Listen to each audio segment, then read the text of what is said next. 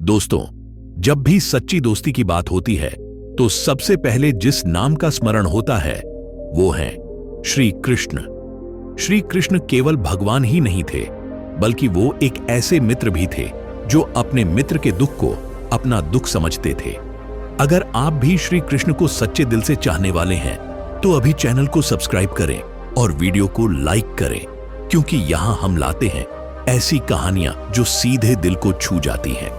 चलिए दोस्तों, अब शुरू करते हैं एक ऐसी कहानी जो हमें दोस्ती, प्रेम और सादगी का असली अर्थ सिखाती है। श्री कृष्ण और सुदामा की मित्रता गुरुकुल के दिनों से शुरू हुई थी। दोनों एक ही आश्रम में शिक्षा ग्रहण करते थे। एक ओर राजकुमार कृष्ण तो दूसरी ओर गरीब ब्राह्मण सुदामा। लेकिन इन दोनों के बीच कभी अमीरी गरीबी का भेद नहीं आया। दोनों साथ हंसते, खेलते और एक दूसरे के साथ हर सुख दुख बांटते थे। यही वजह थी कि उनकी दोस्ती समय के साथ और भी मजबूत होती चली गई। समय बीत गया। श्री कृष्ण द्वारका के राजा बने और सुदामा गरीबी में अपना जीवन व्यतीत करने लगे। सुदामा इतने निर्धन थे कि उनके घर में खाने तक की व्यवस्था नहीं होती थी। उनकी पत्नी ने बहुत सोच विचार के बाद सुदामा से कहा कि वे अपने मित्र श्री कृष्ण से मिलने जाए। सुदामा पहले हिचकिचाए, लेकिन मित्रता की यादों ने उन्हें द्वारका जाने के लिए मजबूर कर दिया।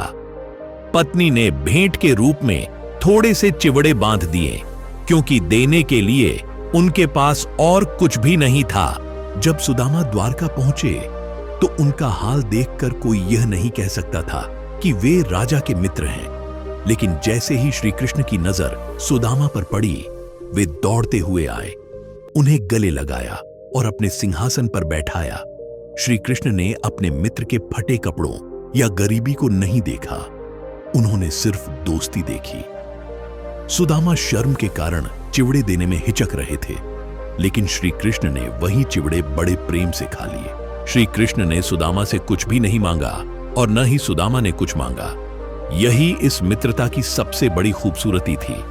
सुदामा खाली हाथ लौट आए, लेकिन जब वे अपने घर पहुंचे तो उनका झोपड़ा एक सुंदर महल में बदल चुका था।